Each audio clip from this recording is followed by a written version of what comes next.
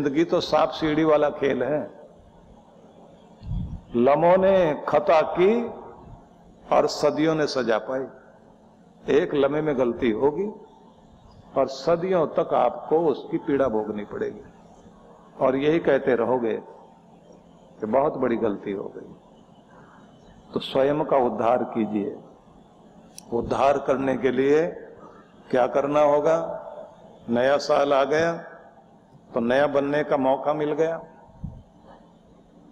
तो कम से कम 20 चीजें याद कर लीजिए। देखिए, रोम में वहां का जो बादशाह था, राजा था वहां का, सीजर ने घोषणा की थी कि नए साल की शुरुआत जनवरी से करो। और वहां के एक देवता थे, उनका नाम था जेनस। उनकी मूर्तियां जो हैं, जो युद्ध द्वार बने होते थे, क्योंकि उस समय लड़ाइयां बहुत होती थी, तो नगर के बाहर युद्ध के द्वार बने हुए, वो शांति काल में नहीं खोले जाते थे, इमरजेंसी में उन्हें खोला जाता था। उसके ऊपर मूर्ति जेनस की रखी होती थी। जेनस को ये लोग जो है एक और नाम से भी, लोगों का उच्चारण करने का तरीका है ना, वे लोग यानुस बोलते हैं, और दूसरे लोग इंग्लिश वाले जो है उसको जेनस बोलते हैं। जेनस से जो है जनवरी नाम दिया गया। अब उस मूर्ति के 2 मुंह हैं। उस देवता, जेनस देवता के 2 मुख बनाए गए, एक पीछे देख रहा है, एक आगे देख रहा है। तो उसको वो कहते हैं, जो पीछे देख रहा है वो आपका पास्ट है, कि नया साल वहां से शुरू होता है। तो मनाने का ढंग भी तो इनका यही है ना, 31 जनवरी की, 31 दिसंबर की रात में मनाया जाएगा, और 12 बजे देवता की तरफ मुंह करके देखेंगे, तो उसका एक मुंह पीछे की तरफ, एक मुंह आगे की तरफ, कि ये वाला जा रहा है और ये वाला आ रहा है। जिंदगी में हर पल यही होता है ना, कुछ चीजें पीछे छूट रही हैं। आप यात्रा करते जा रहे हैं, तो यात्रा करते हुए जाओगे तो कुछ चीजें आपकी स्टेशन पीछे छूटते जा रहे हैं और नए आपको मिलते जा रहे हैं।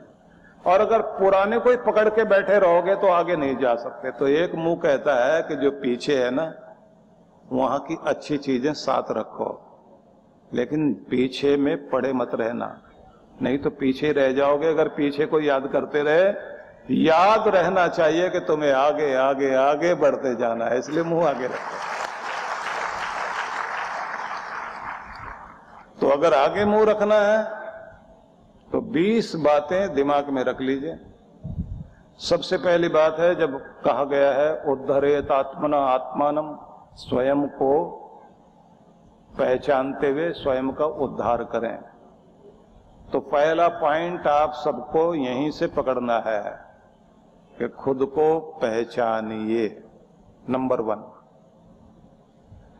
आप कौन हैं, आप क्या हैं, आप कैसे हैं, आप किस तरह के होने चाहिए।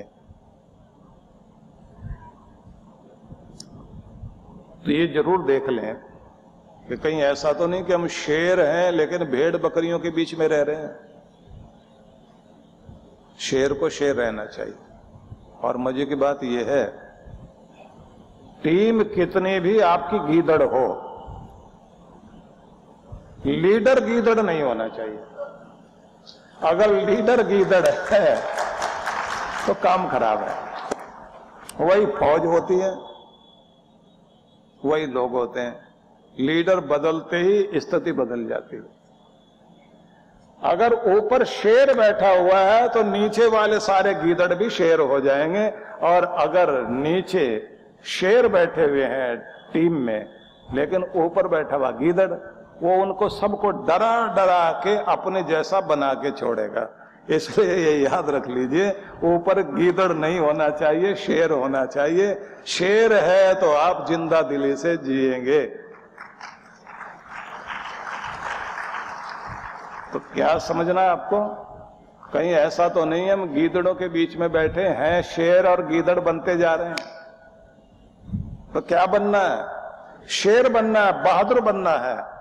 और शेर अकेला ही पूरे जंगल में विचरण कर रहा होता है और देख देख के सब भाग रहे होते हैं। हाथी सारे बहुत ताकतवर है। पिछले दिनों एक जगह में चर्चा कर रहा था तो मैं ये बता रहा था कि हाथी जब खड़े होते हैं,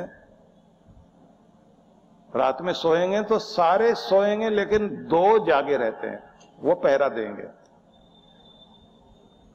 और शेर तो रात में भी सोया पड़ा, दिन में भी सोया पड़ा, उसे फिक्र ही नहीं है। उसे पता है ना मैं शेर हूं। और पता है तो शरीर ज्यादा बड़ा नहीं है, एक बड़ी बात है उसके पास, एक तो फुर्ती बहुत है, हिम्मत बहुत है, निडर है, जम के मुकाबला करता है। जिन लोगों के पास फुर्ती स्फूर्ति है, फुर्ती से अपने काम करते हैं, अब बिना डरे जिंदगी जीते हैं और सामना करने को तैयार रहते हैं। भगोड़े नहीं है, डरपोक नहीं है, दुम दबाकर भागने वाले नहीं है। उनके सामने कैसी भी परिस्थिति हो, टकराएंगे, तोड़कर छोड़ेंगे पहाड़ को और रास्ता बनाएंगे। भले ही 22 साल लग जाएं दशरथ मांझी को, लेकिन पहाड़ काट के छोड़ा उसने। असली हीरो तो वो लोग हैं, वो जो पर्दे पर दिखाई देते हैं वो हीरे नहीं है आपके। असली हीरो वो है जिन्होंने सच में जिंदगी में कुछ करके दिखाया। निवेदन क्या करना चाहता हूं आपको, समस्याएं तो आती हैं जिंदगी में, पता तो लगता है आप अंदर से क्या हो, अंदर से मजबूत हो या शक्तिशाली, तो पहचानिए। पहला नंबर का पॉइंट हुआ स्वयं को पहचानिए, आप क्या हैं, और अपना उद्धार कीजिए। तो अंदर से देखिए आप डरपोक या निर्भीक, बहादुर या कायर, भगोड़े या सामना करने वाले, हिम्मती हो या जल्दी हौसला छोड़कर चल पड़ते हो, तुनक मिजाज हो या आप स्थिरमती हैं। जल्दी जिनका मूड खराब हो जाता है ना, इन्होंने ऐसा बोल दिया, इन्होंने पीछे से टोक दिया, बिल्ली ने रास्ता काट दिया, इसने छींक दिया, इसने ऐसे बोल दिया, मनुष्य सामने आ गया।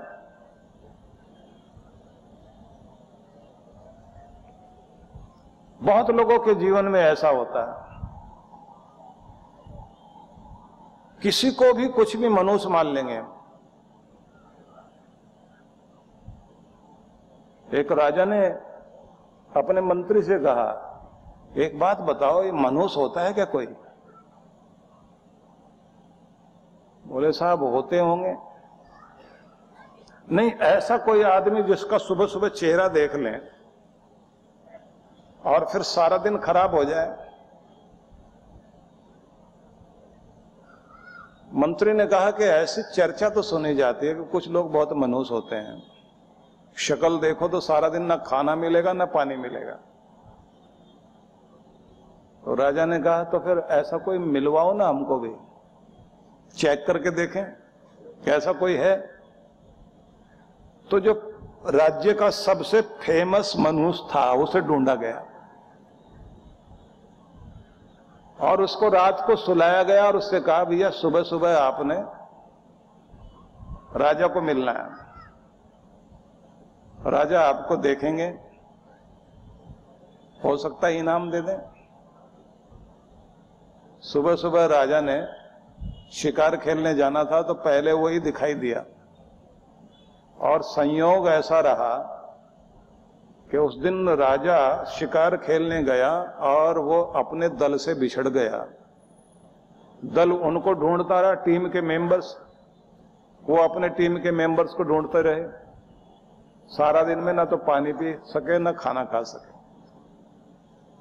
शाम को जब लौटे तो आते ही बोले उसको फांसी पर चढ़ाएंगे। बुलाया उसको, मौत की सजा दी जाएगी, कल आपको फांसी पर चढ़ाया जाएगा। ये बात सुनते ही राजा का जो गुरु था, राजगुरु, वो आ गए। उन्होंने कहा हम भी फांसी देखेंगे। तो अगले दिन 2 फांसी तैयार कर दी राजगुरु ने, एक साधारण फांसी और एक सोने की बनाई। राजा ने कहा ये दूसरी किसके लिए? बोले इससे भी बड़ा मनुष्य है। बोले इससे भी बड़ा कोई है? बोले ये तो वो मनुष्य है कि जिसकी शक्ल देखने से हमारे राजा को खाना भी नहीं मिला, पानी भी नहीं मिला, लेकिन एक मनुष्य और है जिसकी शक्ल देखने से इस बेचारे को फांसी लग रही है। बोले मैं? बोले हाँ साहब आप। बोले इसका मतलब कोई मनुष्य होता ही नहीं? बोले यही हम भी कहते हैं, होता ही नहीं कोई। किसी को भी हम कुछ मान लें, इसको देखने से ये हो जाएगा, उससे देखने से ये हो जाएगा। असल में बात यह है कि जिसको आप जो मान लेते हैं वही आपका होने लग जाता है। असली मनुष्य बाहर नहीं होता, आदमी के अंदर होता है। असली डर बाहर नहीं होता, आदमी के अंदर होता है। अंदर आप ठीक कर लीजिए, सारी चीजें ठीक हो जाती हैं। मैंने प्रयोग करके देखा, एक सज्जन थे 20-22 साल पहले, बल्कि शायद 30 ही साल हो गए। उनका नाम जबान पर आ रहा लेकिन बोल नहीं रहा हूं मैं। उनके बारे में कहते थे कि इनका चेहरा देख लें सुबह सुबह तो काम खराब होता है। और वो बेचारे जो है इतने परेशान रहने लगे कि अपने बच्चों से भी सुबह नहीं मिलते थे। तो एक दिन अपना वो दुख रो रहे थे कि मुझे ऐसे फेमस कर दिया इन लोगों ने। मैंने कहा आप मुझे मिला करो सुबह सुबह। मैं रोज उनको देख करके अपने काम पर जाता था। घर से निकले बाहर तो पहले वही मिलते थे।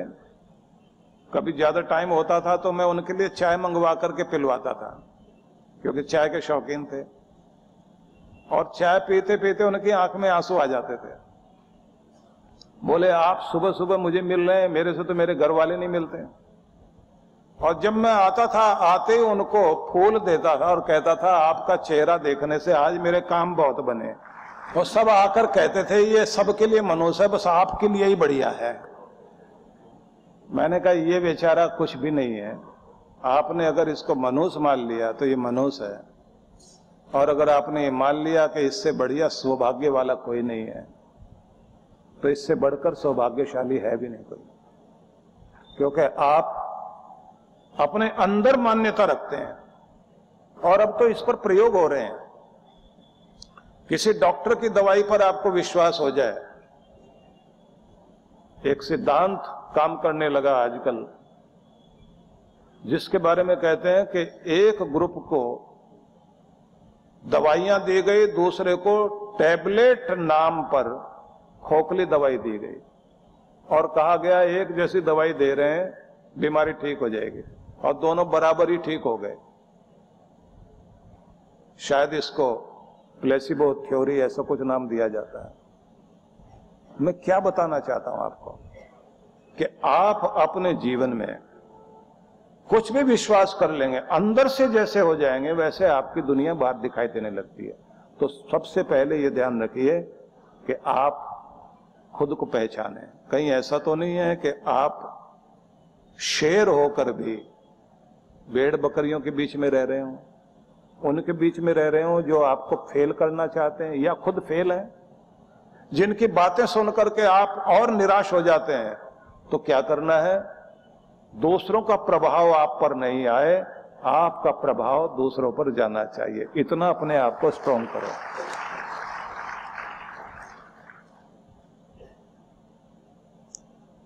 अंदर से अपने आप को मजबूत बनाएं। नया सीखना, नया जानना।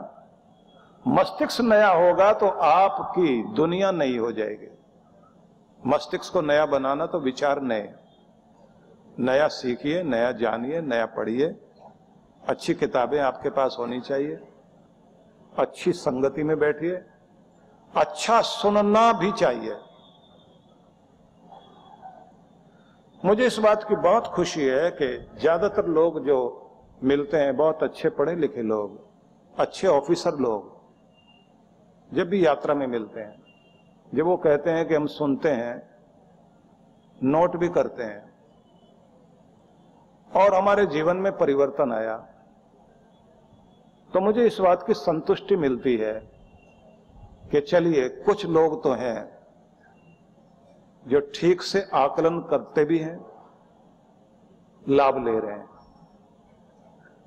और पूरे देश में विदेश में सब जगह लोगों का जो ये प्यार मिल रहा है। ज्यादातर लोग कहते हैं आप मोटिवेट करते हैं, प्रेरणा देते हैं। मैं मोटिवेट करने से ज्यादा आपको जागृत करना चाहता हूं, आपको जगाना चाहता हूं, आपको बताना चाहता हूं कि आप क्या हैं, अपने आप को पहचानिए। जब आप अपने को पहचान जाते हैं, बस वहीं से कहानी खत्म हो जाती है। अर्जुन को कृष्ण भगवान ने जब पूरी गीता सुनाई, तो अर्जुन ने आखिर में जो बोला, उसमें उसने एक शब्द ये भी कहा कि मुझे खुद की याद आ गई, खुद को मैं समझ गया हूं। नष्टो मोह स्मृति लब्धा, मेरा मोह भ्रम सब नष्ट हो गया, अब मुझे मेरी याद आ गई, मतलब मैं जाग गया हूं। तो मेरी कोशिश भी केवल एक ही है। लोगों को लगता है कि मोटिवेट कर रहा हूं, लोग इंस्पायर हो रहे हैं, लेकिन मैं चाहता हूं लोगों में जागृति आए, जागे लोग। इसलिए जो उत्तिष्ठता जागृत प्राप्य वरा निबोधता कहा गया, या उत्थातव्यम जागृतव्यम, तो उसका मतलब ही यही है कि आप उठिए, जागिए और अपने लक्ष्य को पहचानिए। जहां एक ओर आज विश्व अपने विकास की चरम सीमा तक पहुंचने का दावा कर रहा है, वहीं दूसरी ओर समाज का एक ऐसा वर्ग भी है जो सही समय पर मार्गदर्शन न मिलने के कारण शोषण, आतंक, नशा, बाल मजदूरी जैसी सामाजिक बुराइयों के चंगुल में फंसता जा रहा है। इस वंचित वर्ग को समाज की मुख्य धारा से जोड़ने के लिए विश्व जागृति मिशन फरीदाबाद अनेक सेवा परिकल्प चला रहा है। शिक्षा समाज के विकास का मूल आधार है। इस दृष्टिकोण से गरीब बच्चों की शिक्षा के लिए ज्ञानदीप विद्यालय की स्थापना हुई। सन 2001 से प्रज्वलित वो ज्ञान का नन्हा सा दीप आज ज्ञानदीप विद्यालय के रूप में एक मशाल बन चुका है, जिसके आलोक में लड़के व लड़कियों की अलग अलग निशुल्क शिक्षा की व्यवस्था है। विद्यालयों के बच्चों को किताबें, कॉपियां, ड्रेस, जूते, बैग के साथ एक समय का भोजन प्रसाद भी निशुल्क दिया जाता है। जब ज्ञान तीर्थ की निस्वार्थ सेवा की गूंज देश के महामहिम राष्ट्रपति जी और प्रधानमंत्री श्री नरेंद्र मोदी जी तक पहुंची, तो उन्होंने भी सद्गुरु जी के प्रयास की सराहना करते हुए इन बच्चों को आशीर्वाद दिया। देश के प्रधानमंत्री श्री नरेंद्र मोदी जी ने बेटी बचाओ बेटी पढ़ाओ का नारा दिया है। इसी क्रम में सद्गुरु सुधांशु जी महाराज की प्रेरणा से बेटी को आत्मनिर्भर बनाओ लक्ष्य के साथ अनेक कल्याणकारी कार्यक्रम भी निशुल्क संचालित किए जा रहे हैं, जैसे सिलाई कढ़ाई प्रशिक्षण केंद्र, कंप्यूटर प्रशिक्षण केंद्र, ब्यूटी पार्लर प्रशिक्षण केंद्र, संगीत कला प्रशिक्षण केंद्र, योग और ध्यान साधना केंद्र। तो ये कुछ कलियां हैं जिनको आपके प्रेम की बूंदें मिलें, ये मुस्कुराएंगे, खिलेंगे और मनुष्यता खिलेगी और हम अपने परमात्मा के प्यारे इंसान कहलाने के योग्य बनेंगे। हम आह्वान करते हैं आप भी सहयोग देकर इन गरीब बच्चों की शिक्षा दीक्षा का भार वहन कर सकते हैं। बच्चों को विद्यालय की ओर से निशुल्क वितरित होने वाली सामग्री के वितरण में सहयोग कर सकते हैं। बच्चों के एक समय के भोजन प्रसाद की व्यवस्था में हाथ बटा सकते हैं। मेधावी छात्रों को पुरस्कृत कर सकते हैं। मैं इसके लिए आह्वान करता हूँ कि चले आइए, ईश्वर का मंदिर बनाने के लिए, मानवता का मंदिर बनाने के लिए हम मिलकर काम करें। बच्चे समाज और देश का भविष्य है। इनके उत्थान के लिए यदि आप भी इन बाल विकास योजनाओं में अपना सहयोग देना चाहते हैं तो ऑनलाइन डोनेशन के लिए लॉगिन करें www.vishwajagritimission.org।